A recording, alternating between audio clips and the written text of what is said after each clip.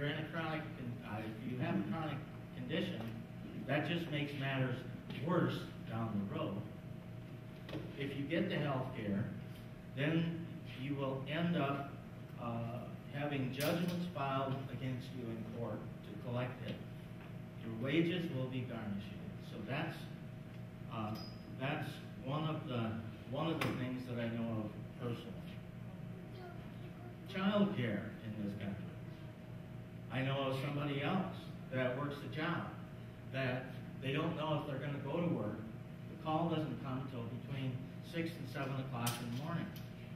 And to get child care in the state of Wisconsin and many states across the country, at least in this area, the child care providers need an authorization from whichever agency in order for them to accept the kids. Well, if the agency doesn't get their paperwork filed in a timely fashion, which has happened more than once, the person receiving the call to go to work can't go to work. And then the next thing is, the people that are calling the person to go to work are going to stop calling because the person isn't accepting the job to go to work. That's what we have for child care, elder care. Everybody reads the newspapers. Cuts to Medicare, cuts to Social Security. Food, shelter, and clothing. A lot of information is available on the internet. Food insecurity is on the rise. Homelessness. We had 1649 last year.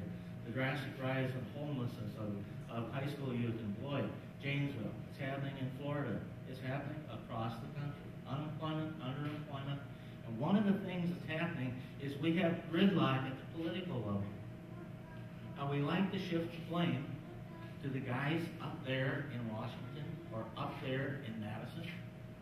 But in reality, one of the things that has happened, and there's been some studies, some people have written about this, is the fact that the people, we the people in this country, are as divided or more divided than what they were prior to the Civil War. Next slide, please. I'm sorry, we're checking a couple different things. You can't do two things at once.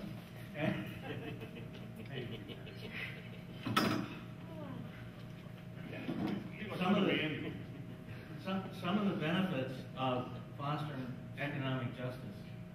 Homicide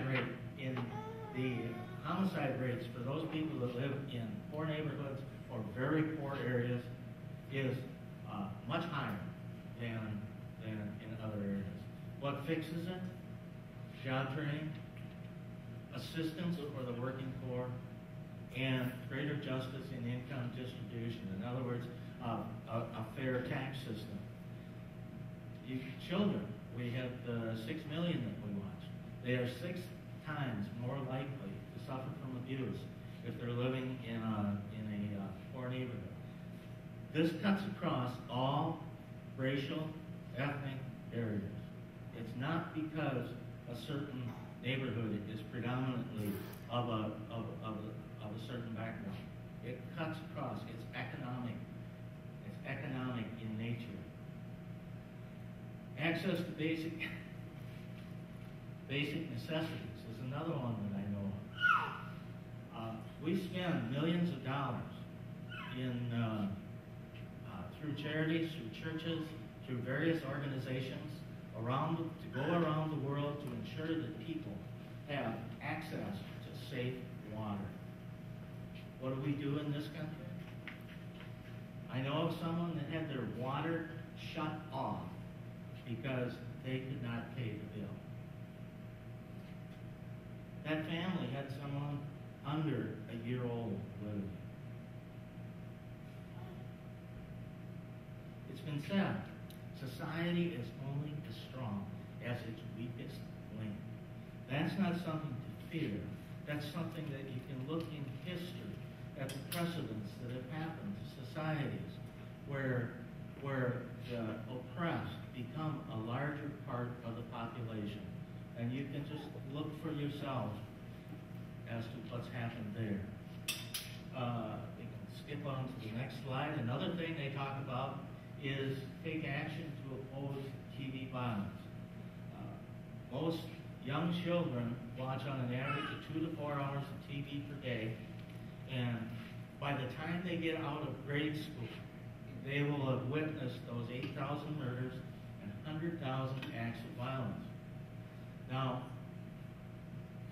they've done studies, and about 10% of the crime that happens can be linked to TV.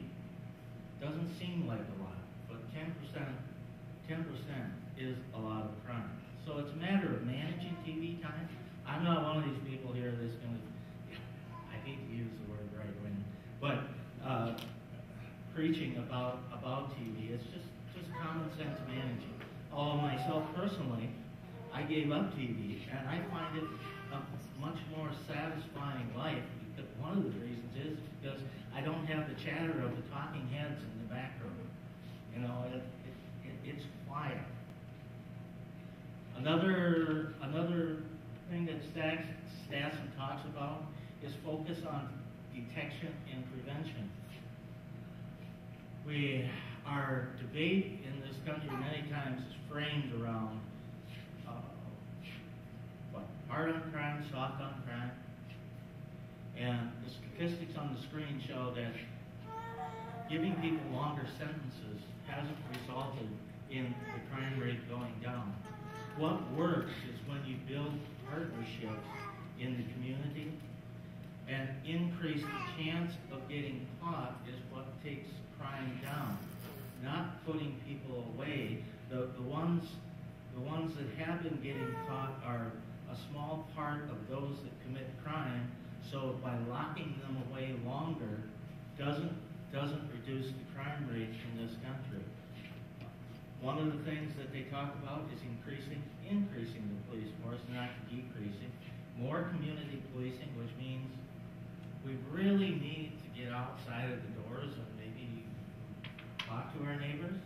Community policing is about looking out for each other in the community and improving police and community relations. Job has been working with the Latino community to set up something so that there is dialogue that's occurring between the Latino community and the police department. Ultimately, that helps helps prevent crime, because at the present time, many in the Latino community are not going to contact the police department if they see something going on. So improving those relations between the police and those communities helps reduce crime. The next one is strengthen community organizations, and that is leveraging the diversity that we have in our communities. It is developing partnerships between churches, between businesses, between government, in order to be able to provide stability in our communities. I was reading a book about poverty, and this gentleman likened life to a set of stairs. And in America, we have that set of stairs, and people are on different steps during their life. There's no railing on that staircase. He says he's of the opinion, and he suggests that we have the resources, if we prioritize what we're doing in this country, to build a railing alongside of that stairway, so that at any point that you're going up that stairs and something happens to you, you've got something to reach onto. As it stands right now, and correct me if I'm wrong, but you have to fall all the way down those stairs, no matter where you're at on that staircase, before any kind of assistance is available. And for many people, that is usually fatal. They can't get back to the place they were, and one of the results is that you are a greater burden. That person becomes a permanent burden on society, instead of, if they're caught at that point for a limited amount of time, then they are back as a productive citizen contributing to society. The next one deals with youth. This was done by the Search Institute out of Minneapolis. They interviewed over a million adolescents, and they're talking about what influences good and bad behavior.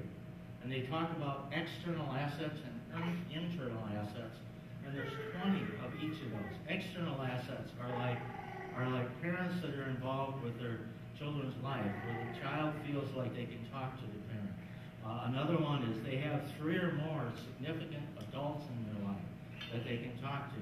Those are examples of external assets. Internal assets are the ability to be able to resist peer pressure. And if you look up on the left-hand side of that screen, youth that have 0 to 10 of those assets, those percentages deal with the number of them that are involved in less than optimal behaviors.